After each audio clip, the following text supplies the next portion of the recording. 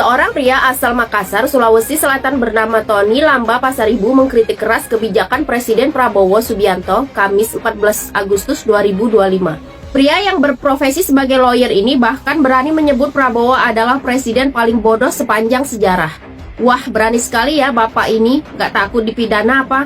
Nah guys, ternyata Tony ini nggak takut dipidana, karena dia bilang tahu aturan soal itu. Artinya Prabowo tak bisa mempidana dia.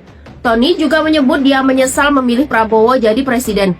Katanya macan Asia, ternyata cuma omon-omon belaka, ujar Tony. Nah guys, coba kita dengar kritikannya berikut ini dan silahkan komen.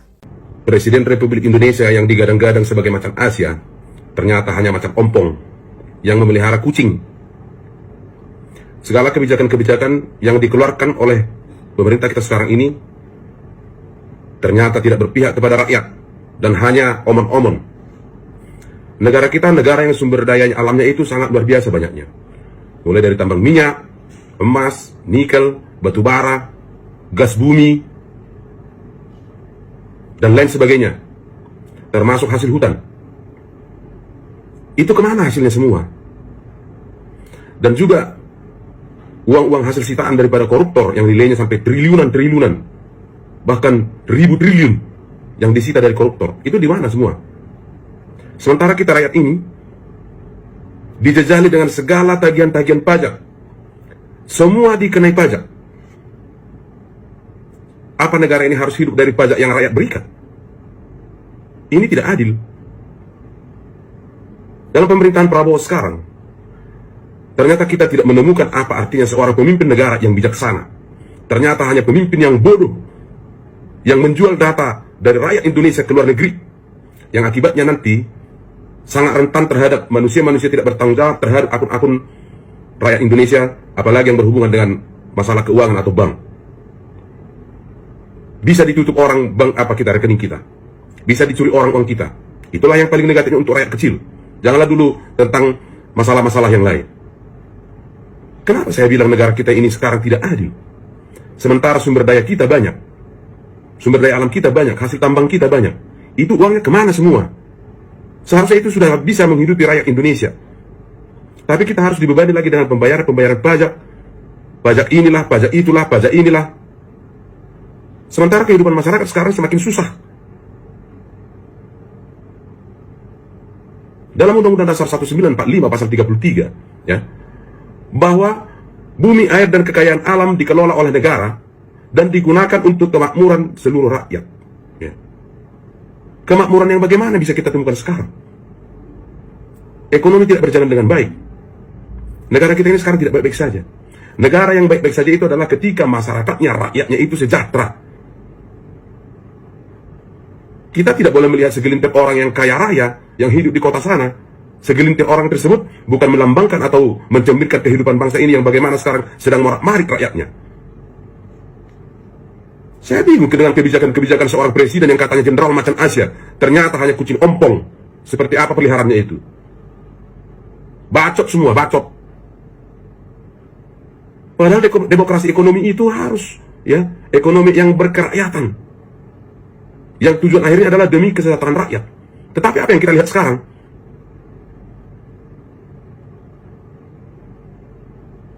Kita jangan terbuai dengan kata-kata statistik yang dikeluarkan oleh Menteri Keuangan yang ternyata adalah juga manusia bodoh, yang mengatakan bahwa tingkat kesejahteraan dan perekonomian bangsa Indonesia ini naik.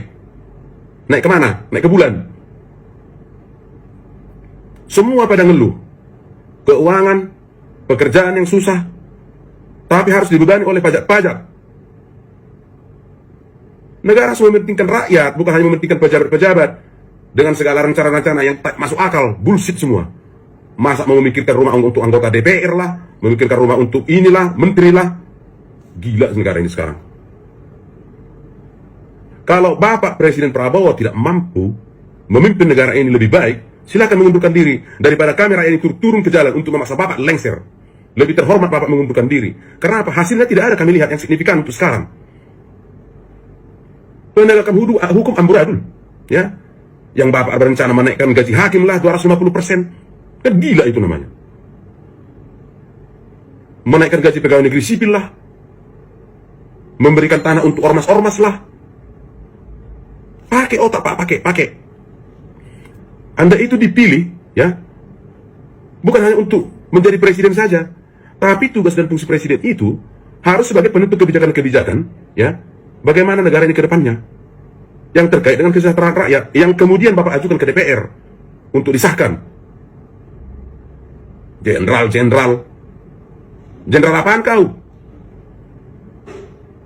Kami masyarakat berhak mengkritik ketika presiden itu tidak bisa seperti apa yang rakyat harapkan. Pemberian amnesti lah, pemberian abolisi lah, jelas mereka adalah koruptor, tapi Bapak bebaskan. Kan lucu kau. Kami kira Bapak itu yang betul-betul macan Asia seperti yang Bapak gadang-gadang, ternyata kau hanya kucing garong. Apa? Mau Bapak pidanakan saya? Nggak bisa lagi. Sudah ada peraturannya bahwa masyarakat dan rakyat bisa mengkritik presiden dan pejabat lain. Itu bukan penghinaan atau bukan fitnah. Kecewa kami rakyat ini melihat Bapak sebagai seorang presiden yang katanya macan Asia. Peliharaanmu pun kucing. Kau lihat orang di Arab sana, peliharaannya apa? Singa, macan. Ada kebijakanmu yang masuk akal, dan tak ada kebijakanmu yang berpihak kepada rakyat. Makanan gratis. Makanan gratis apa untuk anak sekolah itu? Itu hanya untuk sebagai kamuflase aja itu.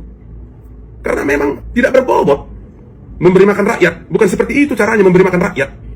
Bapak memberikan nasi kepada, memang ada baiknya, tapi lebih banyak tidak baiknya. Karena apa? Pengusaha-pengusaha catering itu yang beruntung. Bahkan kadang anak-anak tidak dimakannya nasi itu. Karena apa? Kayak nasi kucing. Yang cocoknya itu dimakan oleh ternak.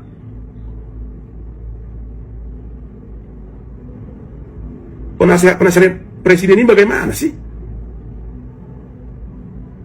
Makin mundur Pak kita ke belakang ini, makin mundur. Baru kali ini saya kepikiran, untung selama 2 periode Bapak Prabowo menjadi calon presiden, ya, tidak saya pilih. Terbukti sekarang kinerja Bapak itu bagaimana ketika sudah terpilih. Ternyata Bapak nonsen, omong kosong semua, omon-omon.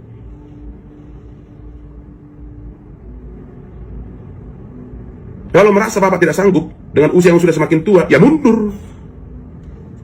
Jangan paksakan diri, karena terlalu banyak sudah kebijakan-kebijakan Bapak yang tidak pro rakyat, tapi pro pejabat, pro ormas, pro negara lain. Selain ketololan dengan menjual data ke Amerika Serikat, yang lebih tolol dan lebih absurd lagi adalah kebijakan PPATK berhak memblokir rekening di bank yang tidak terpakai selama 3 bulan. Itu pelanggaran hak asasi manusia, bos. Bapak belajar dari mana? Penasihatmu, menterimu dari mana pendidikannya semua? Kok semakin tolol gitu loh. Kemudian masalah tanah. Tanah yang tidak dikelola selama 2 tahun berturut-turut disita oleh negara. Kebijakan macam apa itu? Kok jadi kita mundur ke zaman sebelum kemerdekaan? Zaman kolonial? Menghilangkan hak rakyat secara semena-mena. Seandainya itu tanah warisan, ya, jadi disita oleh negara karena tidak dipelihara atau dipakai selama 2 tahun. Peraturan goblok semua. Ya suka-suka orang terhadap tanahnya. Mau dibiarkan dulu dipakai sebagai lapangan bola kek, mau dibiarkan dulu untuk penghijauan kek, selama 2 tahun atau beberapa tahun. Tapi negara akan menyitanya kalau tidak dipakai selama 2 tahun. Kan gila. Kalau mengeluarkan kebijakan itu dipikirkan dulu. Jangan seperti PPATK itu. Dikeluarkan kebijakan, kemudian dibatalkan. Tapi sudah ada efek negatifnya kepada orang lain. Bahkan ada orang yang sudah meninggal karena rekeningnya tidak bisa dicairkan. Itu namanya membunuh secara tidak langsung. Jangan karena Bapak Presiden jadi suka-sukamu.